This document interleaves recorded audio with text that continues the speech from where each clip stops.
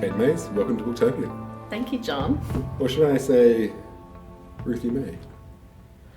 We'll go with Kate today. You're a Kate today. Okay. I'm a Kate today. For people who don't know, that Kate lives under two names. She's famous for Count My Kisses, is that right? Count My Kisses and Count My Christmas Kisses. And Stew a Cockatoo. Correct. Yeah, under the name of Ruthie May. But now Kate is coming out with Daddy Cuddle. Now, this is well timed. It's coming straight out onto the Father's Day market, but it's also a perfect gift for Christmas. It's rolling up later on. Father's Day, Christmas, Mother's Day, any time of year. Can you tell me how a book like this comes about in your creative mind there? How do you come up with a book? Daddy Cuddle was the story sat in my head for quite a long time, and I think the story really came out of listening to friends and their small children, and sort of observing small children with their parents. I don't think any of my friends realise that, but I'm pretty much looking at and judging their parenting skills. Not really, of course. So yeah, these sort of stories swirl around in your head from little moments that you've picked up from children. And do you take much of your relationship with your own father or the way you were treated as a child as inspiration, or is it mainly contemporary stuff, watching your friends deal with it? Oh look, I wouldn't deny that I had a great childhood, and I had a father who read to me each night before I went to bed, which is where this story finishes up, giving away the plot line there. So no, I look very fondly back on my childhood, and I know what impact reading ended up having on me. So yeah, there's little moments back there. My father thinks it's all about him, of course. Yeah. Yeah. But was there a book back when you were, say, under 5 that you made your parents read?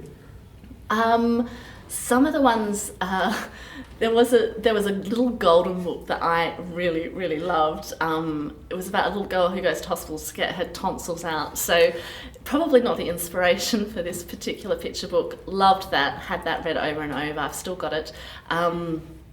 A.A. Milne was huge in our household, and I loved my father reading me A.A. Milne. And I think a lot of that had to do with the rhyming and the language and the imagination, but particularly that lovely lyrical sort of writing of Milne. Loved it at that under 8. Well, some of the simple illustrations that are in the book remind me of some of those older classics, A.A. Milne and also Peter Rabbit.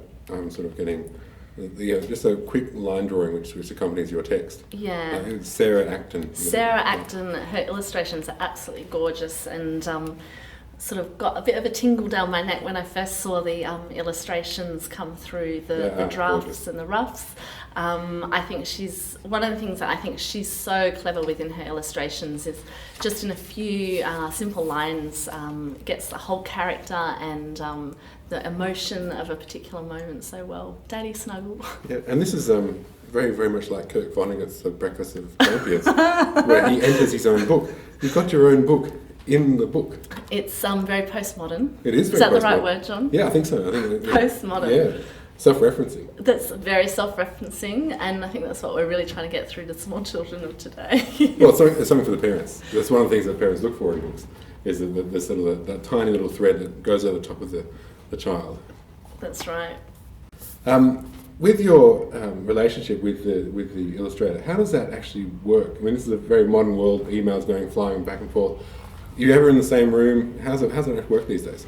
I think from my understanding it happens in all sorts of different ways, but I have a fantastic publisher, an editor, and she was really keen that I sort of had a look at the early roughs, and that I felt that they were sort of where the story was sort of at. And I had a fantastic early meeting with Sarah Acton where I was lucky enough to sit through her sort of talking about some of the illustrations and some of the roughs. And then I suppose as the process went on, as more and more pages of artwork were being finished, I saw the scans, was often asked for my feedback and my thoughts.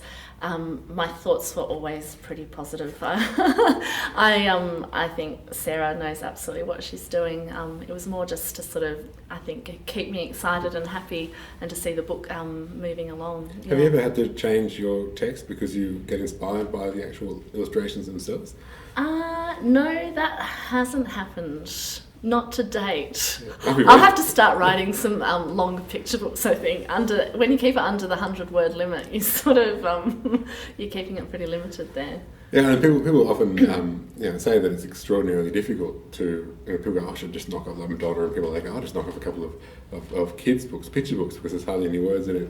How long does it actually take for you to go from concept to getting the words exactly as you want them? I'm glad you raised that question, John. You do hear it a lot. A lot of people say, I could write a children's picture book, and I think a lot of people probably could. I myself worked in children's book. I was a bookseller for many, many years. I read tons of children's books. And I think to really write good children's books, you need to be immersed in children's books and to be reading a lot and reflecting a lot. And for my writing, I think the actual end, sitting down and writing the actual story, doesn't take a long period of time, but I certainly have ideas and words bubbling around in my head for weeks and months. I know this particular manuscript sat in my desk, I think, for maybe 3 or 4 years. I had an idea bubbling around, wrote it down, sat on it for a couple of years, and then went back and I rewrote it, perhaps in an hour. Yeah. But it had been a long, thoughtful process before then. Like a poem. A lot of poets talk about that, carrying around a poem for a long, long time before they get to it. Yeah. Okay, Maze, thank you very much for joining us. Thanks, John. All of Kate's books are available from booktopia.com.au, and all of Ruthie's books are available at booktopia.com.au.